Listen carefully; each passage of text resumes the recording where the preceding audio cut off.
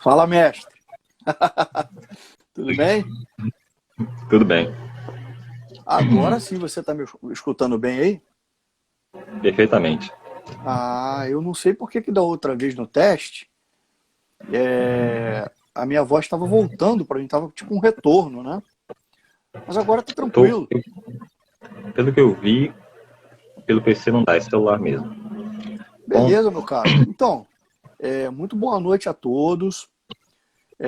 Espero que eu possa falar um pouquinho aí, esclarecer algumas questões a vocês sobre a área que a gente atua, né? Eu sou Evandro Monteiro de Barros, professor e advogado, e estou aí à disposição do GASG para conversar a respeito aí das questões que o Dr. Wallace tiver para a gente bater um papo aí. Se alguém esperava que eu tivesse engravatado, não iria estar. Tudo bem? É um papo informal, porém muito técnico. Nós vamos tratar aqui de questões, digamos que, muito importantes para a atuação do lidador do direito.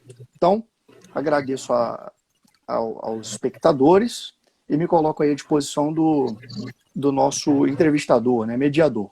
Vamos lá. Boa noite. O tema escolhido foi a formação humanística e os pilares de uma nova sociedade de pensadores do direito. O que ocorre?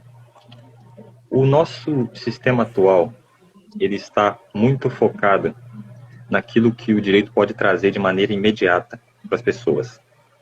Você forma advogados, você tem nas faculdades de direito os tópicos de sociologia de forma muito rasa, logo nos primeiros períodos.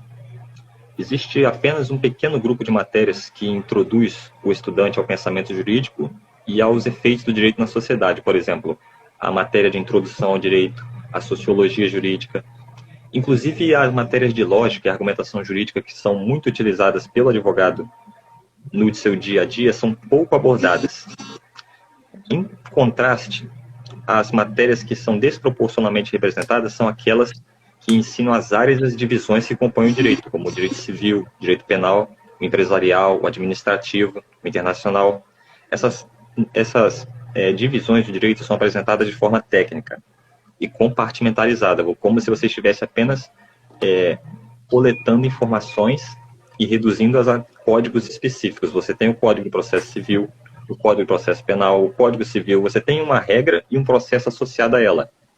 Como se você pudesse apenas separar e compartimentalizar todos os cursos e toda a compreensão da ciência do direito como em blocos.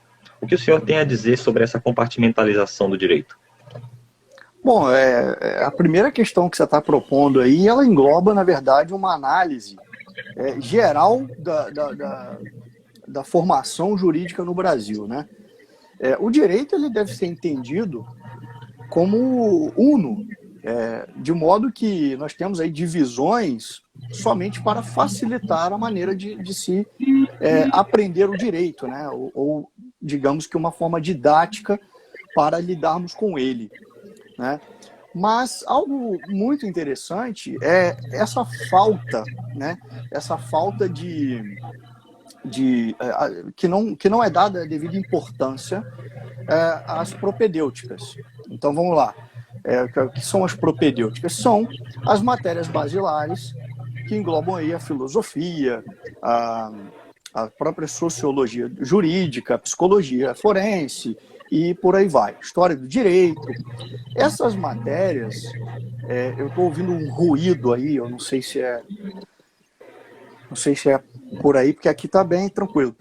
Então é o seguinte, gente, essas matérias elas são primordiais para a formação do futuro jurista, não é isso? O que acontece? Eu vou até pegar aqui um exemplo. Esse vade-mecum, muito conhecido, né, muito usado na faculdade, né, é a compilação desses códigos, dessas leis especiais, não é isso, gente?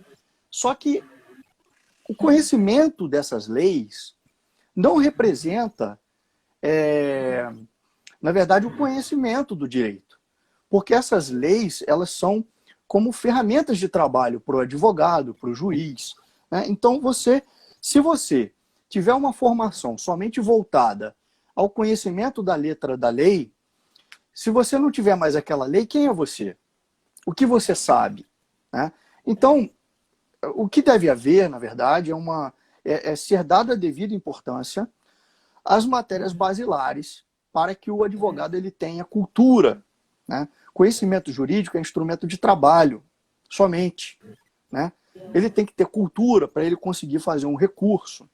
Ele tem que ter cultura para ele buscar o direito, por exemplo, numa fonte, num livro da Bíblia, quando a lei for omissa, no caso, né? Então fala-se... Então fala-se, por exemplo, né? Fala-se muito, aí já num nível mais alto de discussão, né? Que aquele que conhece somente a letra da lei, ele só conhece 1/7 do direito. Porque nós temos a doutrina, nós temos a jurisprudência, nós temos diversas fontes de direito. Não é isso? Então, por exemplo, quando eu dou uma primeira aula, assim, numa turma de graduação, que seja uma turma de primeiro, segundo período, eu indico a literatura. Por quê? Porque o aluno de direito ele precisa ter um imaginário formado, né? Eu não escondo, eu sou aluno do Olavo de Carvalho com muito orgulho. Aliás, eu já fiz várias pós-graduações, mestrado, já estou para entrar no doutorado, mas eu acho que o meu maior aprendizado é com o filósofo, o professor Olavo de Carvalho, e ele nos ensina, né, lá no início das aulas, que a gente deve formar um imaginário rico através de quê? Por meio de quê? Da leitura da alta literatura. Ou seja, você tem que ter, esse livro aqui, por exemplo, eu indico muito aos alunos. É O Leitor. Está em alemão esse aqui. Essa minha edição é em alemão. Está em original. O Leitor. Aqueles que gostam também podem assistir o filme. É um filme maravilhoso que trata aí da história de um jovem advogado que se apaixonou por uma mulher mais velha, mas que ela teria sido ali uma das soldadas, digamos assim, uma das oficiais, eu acho, nazistas, que participaram de um procedimento que era de exterminação de judeus. Esse jovem advogado, quando está cursando a faculdade, ele vai assistir o júri como, né, parte da prática jurídica da universidade. E aí ele se depara com essa mulher, com essa senhora, no banco dos réus. E aí eu fico todo arrepiado, né, quando eu falo sobre isso, porque ele se depara com um dilema moral. Ele deve fazer o quê? Ele deve contar para o professor dele, que levou ele ao júri, que ele sabe que aquela senhora não é tão culpada assim, né? Ele deve interferir. O que ele deve fazer? Ele deve se calar? Então, assim, é um livro de literatura, escrito por Bernhard Schlink, né? Ele foi um jurista, é um jurista também, e um literato, né? Que eu indico muito aos nossos alunos. Tem um outro livro também muito interessante que é mais usado, não é usado no Brasil, né? Na verdade, ele é usado na formação dos americanos. O nosso sistema é bem diferente, e a educação jurídica é bem diferente, né? Nós somos romanos germânicos, e eles são ali anglo-americanos. Isso aí daria uma outra live para discutir os sistemas jurídicos. Mas, de todo modo, exatamente. Então, de todo modo, nós temos aí uma obra muito interessante de um jurista e também literato norte-americano chamado Scott Turow. Ele fala, por exemplo, eu não tenho esse livro físico, mas eu tenho ele em PDF. Então ele fala, o nome do livro, o título do livro é O Primeiro Ano, Como se faz um advogado. Então ali ele conta, praticamente uma autobiografia, de como foi a educação dele, a educação jurídica dele em Harvard. Tá? Então ele critica o sistema de Harvard, que nós tanto achamos maravilhoso. Considerado uma das melhores do mundo. Exatamente, doutor, mas que tem também muitos defeitos. Então, nós vivemos esse dilema. Eu, por exemplo, quando cheguei, eu morei na Europa, parte da minha educação foi na Alemanha. Então, quando eu cheguei, voltei e fui estudar o direito aqui, eu me deparei com pessoas que estavam lecionando, eu achei um pouco estranho, porque assim, entravam, e eu gosto de conversar assim mais, de uma maneira mais leve, né? Não vou ficar falando termos muito difíceis. Eu estava lá na aula, por exemplo, primeira aula de direito civil, vamos lá. E aí chegava um senhor todo pomposo, engravatado, um desembargador, com um Código Civil de 16 na mão, e ele lia aquele código revogado para a gente. Eu olhava aquilo e achava assim, poxa, peraí, tem alguma coisa de errado nisso. Não pode ser, não é possível. E aí vinha, por exemplo, o professor de Direito de Família falar, né, algumas coisas relacionadas por exemplo... Palavra de desquite. Como? Ele falava de início, falava de desquite, por exemplo. Pelo amor de Deus, então eu achava isso muito estranho. O que aconteceu? Eu acabei me achando meio estranho, para não dizer, né, que eu era diferente dos outros, mas eu me achava mesmo que eu estava assim, num ambiente diferente, estranho. O que eu fazia? Eu ia para a biblioteca. Quando eu chegava na biblioteca, eu encontrava livros mal traduzidos, tá? Livros mal traduzidos. Eu pegava para estudar, por exemplo, um autor. Eu queria pegar processo civil. Então eu pegava um livro lá do Carnelucci, Direito Civil, por exemplo, Carnelucci, e eu encontrava erros ali, erros de tradução. Então eu falava, como que eu vou aprender o direito, né, se eu tenho mestres que são despreparados, tanto os professores como os doutrinadores? E aí eu acabei ficando, assim, digamos que eu não fiquei na biblioteca também, não me adaptei, e eu fiquei mais em casa. Teve uma época, inclusive, que a minha esposa falava, a gente era namorado na época, ela falava, ô Evandro, você não vai para a faculdade? Eu falei, eu não, eu vou para a faculdade para quê? Para o cara ficar lendo um código derrogado para mim, um código revogado, no caso, ou abrogado, né? Então, assim, eu achava estranho o fato de não haver, na minha época, só tinha direito romano. Depois eles colocaram história do direito, mas assim, é uma aulinha sobre direito romano. Depois uma outra aulinha sobre outra parte. Isso não abarca, gente, o que a gente precisa, né? Não, por exemplo, direito nobiliário e dinástico. Esse aqui é um clássico. Esse, por exemplo, Mário de Meroe, direito civil. Alguém já ouviu falar, né? É um livro robusto, um doutrinador assim, de alto nível, né? Brasileiro. Ele é o papa do direito nobiliário no mundo. É um brasileiro, está vivo, né? Então, assim, gente, por que esses professores, né, pelo menos os da minha época, eu não sei agora como é que tá, porque assim, eu sei os meus alunos, o que eu falo para os meus alunos. Por que esses professores não apresentaram, por exemplo, e eu tenho aqui os livros, né? Por que não apresentaram o direito a partir de Aristóteles, São Tomás de Aquino?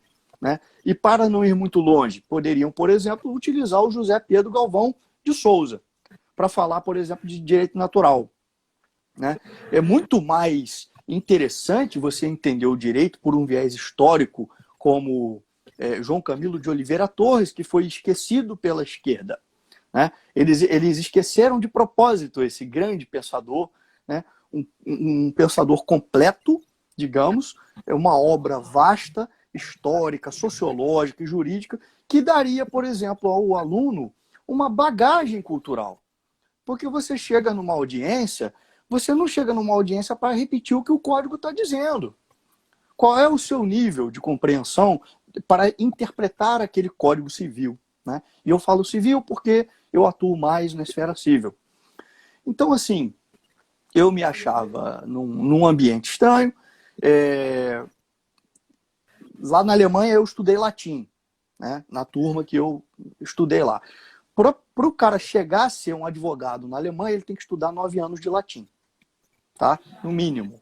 Ele tem aqui, que... nesse caso, não, aqui não exige. No caso, você decora alguns brocardos. Você decora. Às vezes você encontra o pessoal mencionando numa petição, não sei o que em toto, não sei o que em caso. Entorto, tudo errado. Ou seja, o que você acaba tendo direito, sim, o direito passa a ser ensinado fora das suas razões históricas, fora do seu processo. Ele passa a ser ensinado como se ele não estivesse acontecendo o tempo inteiro. Como no mundo paralelo, né? Digamos que a vida real está aqui e o direito está sobrevoando, eu não sei. Mas, então, como eu dizia, o conhecimento do latim, já que a gente falou, né? O latim, lógico que você não vai estudar direito e vai ter que estudar o latim para você sair falando em latim no fórum, você é todo pomposo. Lógico que não. Mas você estuda latim. Eu já li petição que ficou incompreensível. Já li petição incompreensível. E outra coisa, isso pega muito mal para o magistrado, para o advogado, né? Por exemplo, o magistrado, quando ele se depara com uma petição mal escrita, ele vai julgar de uma maneira diferente. Ele vai ter um preconceito com razão, né? Porque a forma escrita, ela é o seu cartão de visita, né? Quando você apresenta uma petição, quando você faz um requerimento, a forma que você escreve, com a qual você escreve, né, não é um papo coloquial, como nós estamos hoje tendo aqui, uma conversa aberta, né, mas ali você tem que usar os padrões jurídicos, os padrões da língua. E aí, dizem, mas o latim, para quê? Não sei o quê. Cara, você não estuda latim. O latim pode ser mnemônico, por exemplo. Eu falo muito francamente com os meus alunos. Olha só, você não vai estudar latim para ser padre, para falar latim no fórum também, não. Você vai estudar latim para ser inteligente, cara. Para você entender como funciona, né, a lógica de uma formação de uma frase. Né? Você vai aprender com os grandes mestres, com Cícero. Né? Você vai aprender com os grandes mestres. E o nosso direito, sem o estudo da história e o estudo dessas grandes frentes, como é que a gente vai compreender o direito brasileiro? Não tem como. Não tem como. Então, isso acontece especialmente nas questões polêmicas. Por exemplo, a formação humanística, por exemplo, é necessária em questões espinhosas e polêmicas. Sim. Você pode, por exemplo, falar de eutanásia, de aborto, de casamento homossexual, o limite da liberdade de expressão. Isso, inclusive, é constantemente testado pelos humoristas, por exemplo. A resposta para esses temas não está esculpida em pedra. Elas são questões que perpassam o jurídico. Isso é fato. Já que você tocou em vários temas polêmicos, eu posso falar, por exemplo, da questão da manipulação genética que eu tratei durante o meu mestrado. Eu fui sabatinado e você esteve lá presente na minha banca. Uma palavra que era muito usada pelos meus indagadores era porque isso é um tabu. Olha só, que tabu? Eu estou em sede acadêmica defendendo uma dissertação de mestrado. É um tabu? Eu estou embasado ali nos grandes pensadores. Até porque uma dissertação, ela não é uma tese. Não é isso? Quando eu me posicionei moderadamente como eugenista, moderadamente, óbvio, né? Primeiro o direito à vida, em primeiro lugar o direito à integridade, em primeiro lugar tudo isso, eu defendo tudo isso. Eu sou o maior defensor dos direitos humanos, né? Mas aí eles ficaram chocados porque eu citei exemplos do direito alemão no período nazista. Então, assim, você não pode nem citar para conversar sobre o assunto. Então, isso tem muito a ver com o chamado ego da doutrina, na verdade. Você pode rondar certas questões, mas a partir do momento em que você começa a causar dissensões em relação à doutrina, as pessoas se sentem ofendidas, como se você tivesse que seguir as verdades delas. Exatamente. E o que acontece muito também é o fato de que eles que eu digo, né, porque vem de cima, isso vem de algum lugar que estabelece, por exemplo, qual vai ser o livro utilizado pelos constitucionalistas, vamos dizer, nas aulas de direito constitucional. Na minha época, nós usávamos um livro que era pífio, um livro insignificante, que inclusive eu me desfiz dele, nem me deixei ser influenciado pelo livro. É um livro, né, um tijolão, inclusive de um dos ministros do Supremo Tribunal Federal. Né? Achei muito raso. Como entender o direito constitucional? Né? Eis a questão. Sem compreender a teoria da Constituição. Né? Você não tem que decorar a Constituição Federal, gente. Você tem que entender a teoria. O que significa, né, uma Constituição? Quem foram os grandes nomes da ciência jurídica e da filosofia, sobretudo, porque essa discussão é altamente filosófica, né? Lembrando que a filosofia começa com Sócrates falando de filosofia política, falando de política. Ela começa ali. Claro que antes dele já havia pensadores, já havia ali alguma metafísica, alguma coisa nesse sentido. Mas você falar de filosofia tal como ela foi concebida e aprimorada na Grécia, né, nessa tríade, né, que seria aí o Sócrates, o Platão em ordem e o Aristóteles depois, aprimorou aquilo tudo, ela começa em política, tratando da coisa da vida na polis. Né? Então, como explicar o direito constitucional? Eles enchem a boca para dizer o direito constitucional sem entender filosofia. Né? Como entender direito administrativo? O direito não está imune aos processos sociais. Como entender direito administrativo? Né? Sem entender filosofia política. A forma de Estado, forma de Estado, forma de governo. Meirelles fala assim, ele aponta, mesmo, ele destaca sempre, quando eu estudei doutrina de Lopes Meirelles, ele tratava de apontar assim a origem, o entendimento do papel do Estado, antes dele chegar para falar dos princípios. Esse aí foi um grande nome do direito, né? Eu gosto, atualmente, direito administrativo, gosto muito do José dos Santos Carvalho Filho. Vou mostrar o livro aqui. Ele também trabalha muito com essa questão da explicação. É um tijolão, né? Maravilhoso esse livro dele. E ele trabalha explicando a origem do poder, contrato social. Ele fala Inclusive, só aponta uma das matérias referidas realmente no início da faculdade, que também é deixada de lado por conta dessa tecnicalização, exatamente a teoria geral do Estado. É ela que pergunta, ela que procura dialogar. Sim, teoria geral do Estado, introdução ao estudo do direito, são matérias que deveriam ser melhor exploradas. Elas não explicam por que o Estado existe. Eu não consigo entender como uma pessoa chega numa sala de aula para ensinar direito civil ou direito tributário, eu posso falar porque eu tenho formação nessa área, sem explicar a lei de introdução às normas ao direito brasileiro. Não existe. Ela basicamente afeta tudo. Ela diz quando a lei vai ser aplicada, onde. Então, você chega na primeira aula de direito civil, o cara já vai começar lá das coisas. Pô, isso não existe. Você tem que ler a lei de introdução às normas do direito brasileiro. Antigamente já era chamada erroneamente de lei de introdução ao Código Civil. Olha só que absurdo, porque ela não é uma lei de introdução ao Código Civil. Ela é a lei das leis. Ela fala como todas as outras leis, né, no Brasil devem ser entendidas, devem ser estudadas, devem ser aplicadas. Então, são curiosamente, o Código Civil tem essa compartimentalização bem detalhada. Por exemplo, uma dúvida que apareceu quando eu era estudante no início da faculdade era em relação à capacidade civil do idoso. Se você for perguntar para algumas pessoas sobre a capacidade civil do idoso, é capaz delas responderem errado. É capaz delas pensarem que o idoso já não tem mais capacidade civil. Porque nem um detalhe desse. Sim, às vezes um detalhe introdutório. Sim, e nesse aspecto também faz importante a compreensão do Estatuto do Idoso e também do Estatuto da Pessoa com Deficiência, que para mim, né, eu já atuei em causas que eu tive que pedir a inconstitucionalidade do Estatuto, que eu acho que ele, em alguns pontos ali, ele foi elaborado de uma maneira absurdamente prejudicial, né, aos incapazes.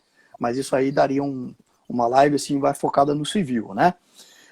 Então, são essas coisas. A gente se depara com uma série de questões quando a gente entra na faculdade, a gente quer aprender, a gente admira os professores, mas depois se você tem essa sensibilidade, e se você sai daquela esfera pequena e começa a buscar o direito de uma forma mais ampla, frequentando bibliotecas, pegando livros em original, se esforçando para ler em inglês, né? Se esforçando para ler, por exemplo, o Peter Heberle, Teoria Aberta da Constituição, né? Aquele livro que fala que a Constituição deve ser interpretada abertamente, aquele livro foi mal traduzido, tá? Inclusive por um grande nome aí, que é ministro do STF também.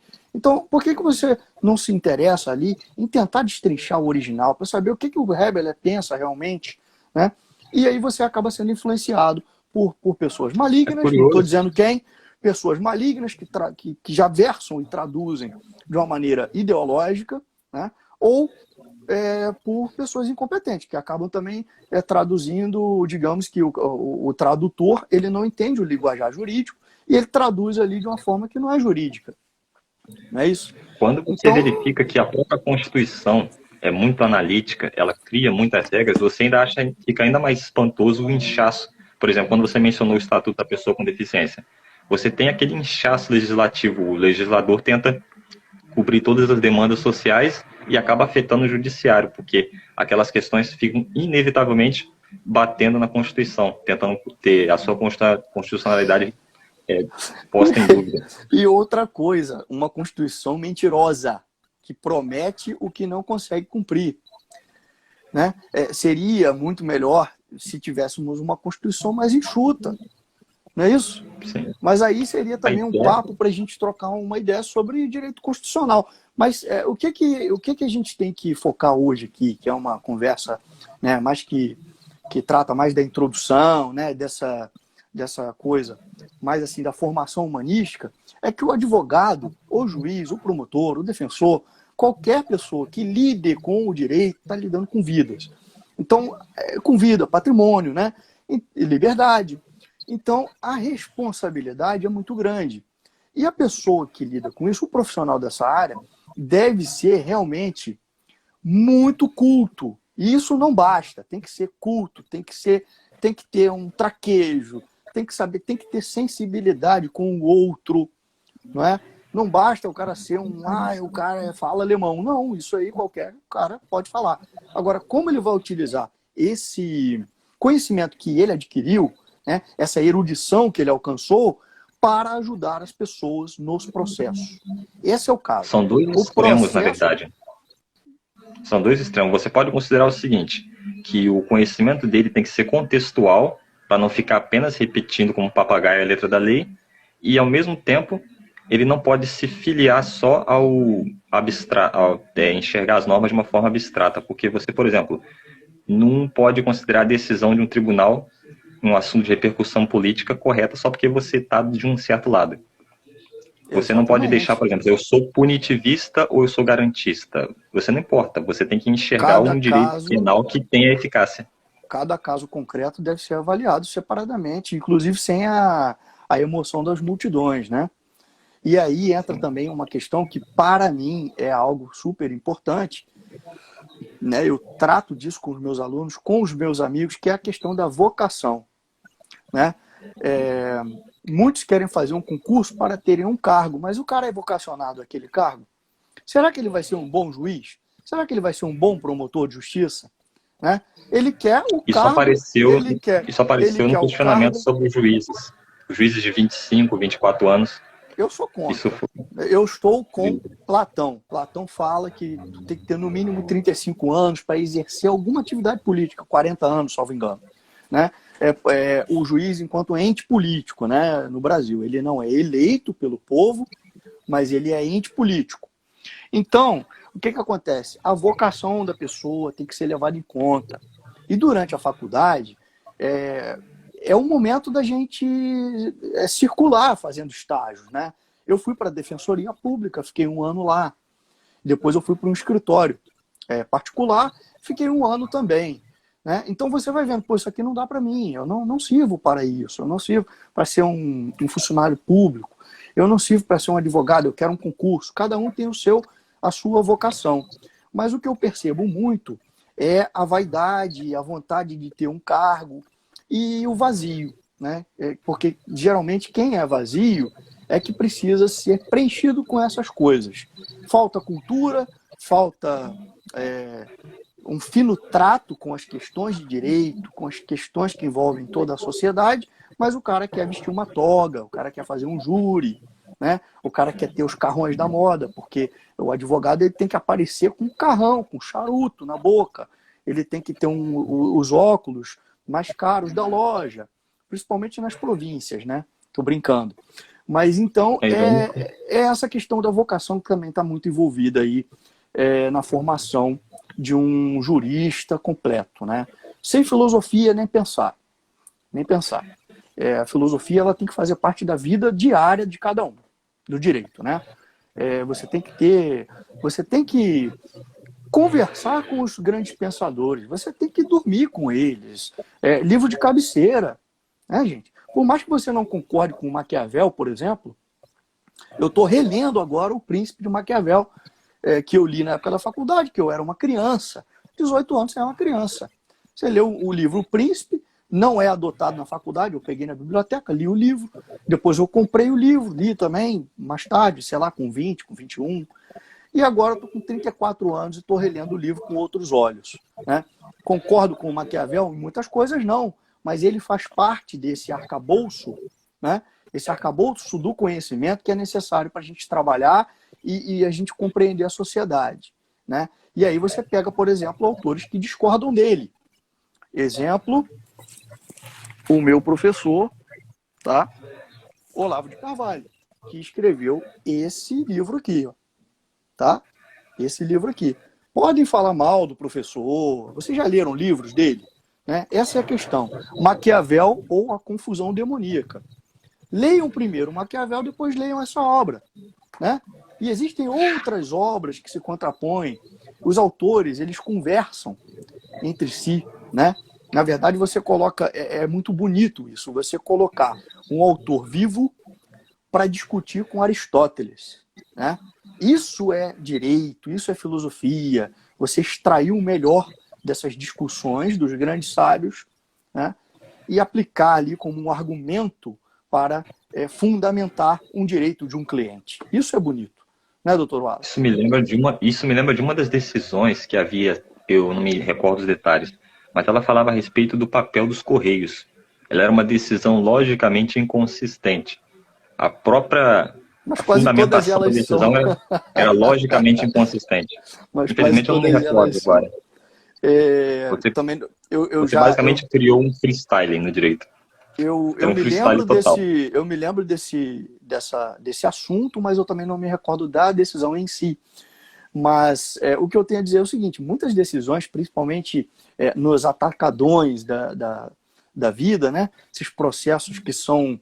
o advogado, ele manda o estagiário distribuir 30 processos por dia, todos sobre o mesmo assunto, em juizados, né?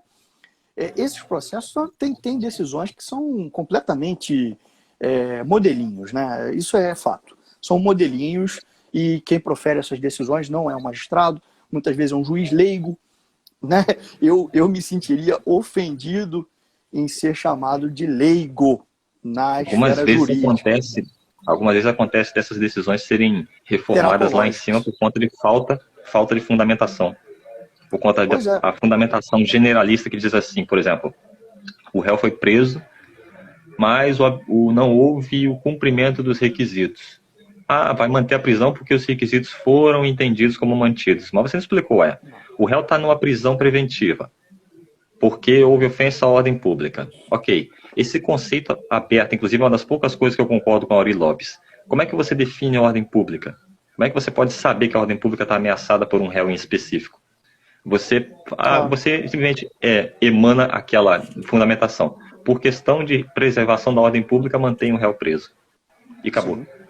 Não, inclusive, pelo que você está falando aí, essa decisão é uma decisão que viola o próprio Código de Processo Penal, que exige fundamentação das decisões. Fundamentação clara, né? Ela é fruto do como é que chama? Linha de produção de sentença. Pois é. Fruto mesmo. Aquele atacadão Se bem que não dá... jurídico. Engraçado que isso afeta tanto os juízes, a questão dos decisórios, quanto a questão dos advogados, porque o advogado precisa manter a tua profissão em constante andamento para poder manter o seu sustento. Tem que ter um fluxo, né? E aí ele tem que correr sem analisar o caso com precisão, sem analisar o caso em todos aqueles. Isso é como se fosse uma retroalimentação. O advogado corre para apresentar o caso e o juiz corre para decidir. Pois é. E aí as vidas envolvidas saem prejudicadas, né? A qualidade da prestação jurisdicional sai prejudicada. É muito importante a gente falar sobre isso. Eu queria que você fizesse o favor de dar uma lida nos comentários, porque eu não consigo daqui.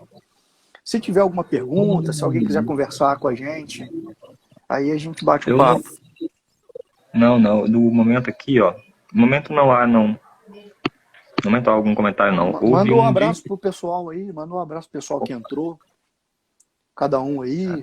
Né? Júlia, professor Júlia, Gisele, Mariana, Rodolfo, Ramon, Baianinha, Dani. Baianinha tá aí, a nossa patroa tá aí, então. Pares. Tá vigiando a gente aí, a Baianinha. Dona Zenilda. Essa aí é uma advogada de respeito. Essa aí, meu irmão, bater de frente não dá, não. Agora, a gente pode conversar também sobre essa parte da qualidade da advocacia, né? O que acontece? O advogado, ele tem que avaliar o caso da melhor forma possível, porque ele é que vai julgar primeiro. Não no sentido de prestar a jurisdição, não é? Mas ele vai entender a questão, adequar... O advogado é o primeiro juiz. É o primeiro juiz da causa. Então, a formação daquele profissional deve ser altamente... de alta sensibilidade. Se ele não tiver vocação, poxa, vai trabalhar com outra coisa.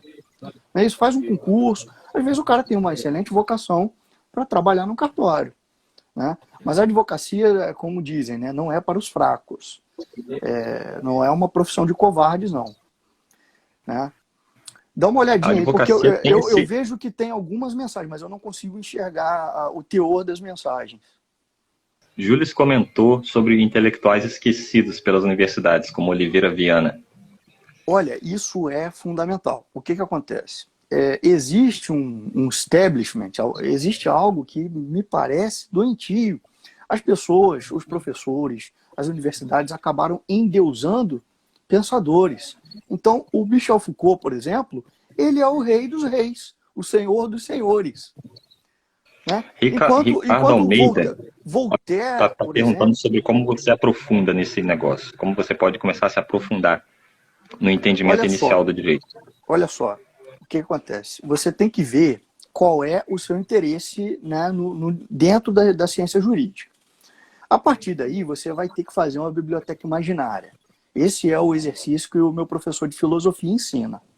A biblioteca imaginária, ela é basicamente você listar tudo o que você precisa saber para aprender aquilo que você deseja. Né? Então você vai pegar, eu quero ser um excelente advogado civilista. Então você vai fazer uma lista de autores e livros. Claro, vai ter que fazer direitinho, né? Colocar ali o nome do autor, o nome da obra, a data, né? E o local da publicação. É isso? E você vai organizar isso de uma maneira que você aos poucos vai adquirindo essas obras e vai perseguindo como num mapeamento do conhecimento. Dentro de cada obra dessas, você vai ter uma infinidade de coisas que você vai poder pesquisar nos rodapés. Então, por exemplo, vamos lá, porque está no alto aqui, eu não vou pegar, os livros de filosofia estão mais no alto aqui, e eu estou sentado. Mas digamos o seguinte, deixa eu pegar um livro aqui interessante. Ó. Ó, esse aqui é um clássico, né, da filosofia do direito, a teoria pura do direito do Hans Kelsen. Então você vai ler o livro, né, e no livro você vai encontrar citações desse autor se contrapondo a outros autores, citando outros autores para fundamentar as suas ideias, e aí você vai ter um outro mapa. Isso aqui vai te ajudar a fazer um mapa da sua biblioteca imaginária, né? Então, cada livro é um arquivo. Tá vendo que tem uma folhinha aqui? Cada livro é um arquivo na sua biblioteca que você puxa e consulta ele. Tem gente que não gosta de escrever em livro, né? Coloca fichas. Eu escrevo no livro. Esse livro aqui é um arquivo que eu tenho na minha biblioteca. Então eu consulto, eu escrevo nele, eu comento, eu discuto com o autor, tá? Porque isso vai gerar em você uma certa segurança. Você vai lembrar, poxa, ó, o Kelsen fala isso, mas o John Finnis, ele fala diferente. O Kelsen é considerado um positivista, né? O John Finnis é o justnaturalista mais importante da atualidade. Ele, inclusive, está vivo, o John Finnis. Nunca ouviram falar, né? Muita gente nunca ouviu falar no John Finnis. Um exímio professor... Uma coisa que deve ser observada é que, por exemplo, você às vezes encontra no compêndio da lei um ou outro artigo, um ou outro inciso que você pode enunciá-lo como um princípio. Só que aqui a lei está falando uma frase só.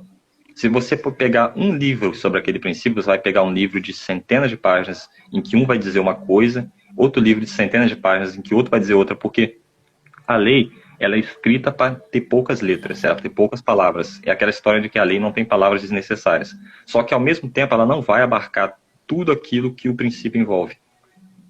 Com certeza, mas aí aqui no Brasil existe um fenômeno que eu também não entendo, a má elaboração das leis. Os nossos legisladores são tão incompetentes que eles nos dão o trabalho de interpretar algo que é absurdamente difícil, né? Por então, vírgula claro, faltando, pela não forma como a sabem frase é escrever escrita. o vernáculo, não, isso é um problema nacional, né? A falta de conhecimento da língua portuguesa. Isso é fundamental para você. Não é nem para você ser um advogado, não, para você ser um cidadão. O cidadão, ele é aquele que exerce plenamente, né, as capacidades, os direitos civis dele, né? Então, você pega uma lei mal elaborada, dificulta a atuação do advogado, do juiz. Cria ambiguidade. A E ambiguidade outra muda coisa, sentido. acaba inflando os tribunais superiores com questões que não deveriam estar lá. Você veja que, por exemplo, a função, né, primordial do Supremo Tribunal Federal, lá na Alemanha, é o Bundesverfassungsgericht, né, o Tribunal Constitucional alemão, né? O Supremo Tribunal Federal, ele nasceu para ser um tribunal constitucional. Ele não nasceu para ficar julgando habeas corpus todo dia. Ele não nasceu para ficar julgando coisinha, falta de vírgula numa lei, e por isso ela é inconstitucional, né? Ele nasceu para dar importância e para julgar questões de grande relevância nacional, né? Tem que ter a repercussão geral. O CPC geral. passou a partir de 2006, foi com o sistema da repercussão geral. Ele foi um início mesmo do legislador para poder filtrar essas questões e não mandar para o STF, porque o STF estava virando um filtro ao contrário. Estava tudo subindo. Nós podemos dizer que, em termos de, aí nesse Código de Processo Civil 2015, né, que entrou em vigor em 2016, nós podemos até dizer que deu um avanço. Tivemos um grande avanço ali naquela parte que trata dos embargos, né? Eu acho que é isso que eu acho que o mais importante, uma das coisas mais importantes é você realmente proibir certos recursos que baterem contra uma tese. Eu me lembrei de outra coisa, mas eu não posso deixar de falar, pessoal. Quando eu converso, eu dificilmente aceito conversar, porque eu gosto mais de ficar nos livros, tá? Mas eu não posso recusar, é um compromisso moral que eu tenho quando eu sou convidado, e aí eu falo mesmo. Eu acho muito estranho o fato de nós termos no Brasil as audiências do plenário, né, os julgamentos televisionados, TV Justiça. Isso não existe. Isso não existe nos Estados Unidos, né? Isso não existe na Alemanha. Aqui se criou a ideia de que deveria ser uma forma de publicar. Mas, engraçado, quando eu li um Mas isso artigo um não é tempo bom. atrás, ele falava do efeito colateral disso, que era você inflar o ego dos jogadores. Os jogadores passaram a Eles estão ali, utilizar como plataforma. parece que o cara é um ator de Hollywood, né? Você vê assim, um ministro É. posando para falar, poxa, não é isso que o jurisdicionado precisa, né? Não é disso que ele precisa e não é isso que nós queremos. Nós queremos a prestação jurisdicional de qualidade, com duração razoável do processo, né? Ampla defesa, contraditório, devido processo legal, né? E celeridade nos casos que tem que ter. E nós não queremos um jurista bonitão, jiu-jiteiro. Não, a gente quer a prestação bem feita, né? Não quer o cara lá que fica posando e falando. Não, eu acho curioso que eles registram. Eu não quero nem ver quem é que está julgando. Eu quero a decisão, mas de uma maneira correta. Você acompanhando a revista, e você vê que eles registram até o julgamento. Imagina o tempo que você demora para poder registrar a conversa entre os juízes para poder sair a decisão. O tempo que poderia ser usado para, sei lá, ditar uma sentença, reescrever, pesquisar uma doutrina.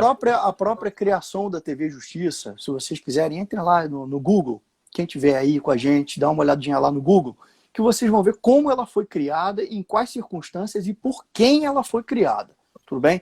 Isso é uma coisa que eu não posso deixar de falar, né? Você veja que nos Estados Unidos você tem, claro que a gente não tem que copiar tudo deles, óbvio que não, nós temos inclusive uma história louvável. Nós tínhamos uma Constituição, que foi a Constituição de 1824, que foi e é até hoje invejada por muitos países, não é isso? E aí veio depois a República aí, por meio de um golpe que dá pano para manga aí, né? Até para uma live específica para a gente falar dessa questão da República e monarquia. Mas nos Estados Unidos você tem a Corte, a Suprema Corte, ela é altamente voltada, completamente voltada para as questões mais importantes do país, né? Não tem chicanas, briguinha de vizinho na Suprema Corte, isso não existe, gente. Isso não existe. Então, eu acho que tem gente escrevendo isso, só não consigo ler. Júlio falou para salvar a live. Aí vai ficar com o Dr. Wallace para deixar registrada essa live. Eu prometo, né, que a gente faz uma publicação acadêmica a respeito do que a gente conversou hoje aqui, para deixar registrado aí como doutrina, né? Eu e o Dr. Wallace estamos preparando aí um artigo científico, que provavelmente vai ser um capítulo de livro ou um artigo publicado em uma revista de respeito. A gente vai escolher ainda no cenário jurídico para que vocês tenham esse material, né? Isso é um compromisso que nós temos. Agora, deixar a live gravada também seria muito bom. Seria muito bom porque é assim, um papo informal, mas que envolve questões de sociedade, né?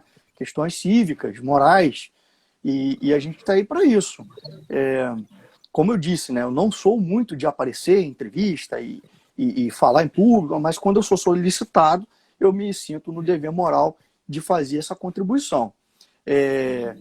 Teve uma entrevista que de tanto que me pediram, eu tive que fazer, né, num jornal recentemente, e aí eles mudaram tudo, depois por pressão das pessoas, eles acabaram publicando ela na íntegra, que fala também sobre muitas questões jurídicas e históricas.